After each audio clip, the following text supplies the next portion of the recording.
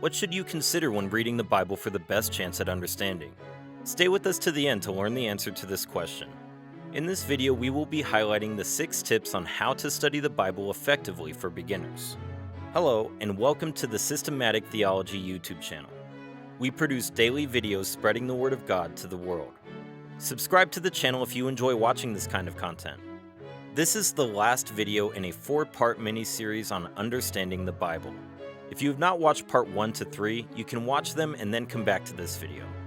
The links to these videos are pinned above, and we've also put them in the description section below. Let's get right into it.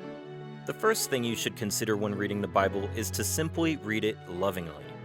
The Bible is the word of our Savior, and we should exhibit love when reading it.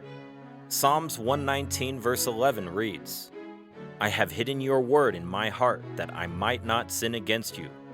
Number 2, read it reverently. The Bible is the Word of God, the Almighty Savior and Judge. Be sure to revere it as you read and study. The third consideration, read the Word prayerfully. When you read, always have the approach that the Bible is God's message to you, to your own heart and life.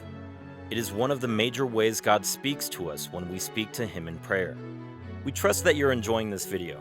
Please show us some love by subscribing to the channel and hitting the notification bell down below. Remember to like this video to help us with the algorithm. Moving on, number 4, read it meditatively. The Bible is not a newspaper, a novel, or a history book.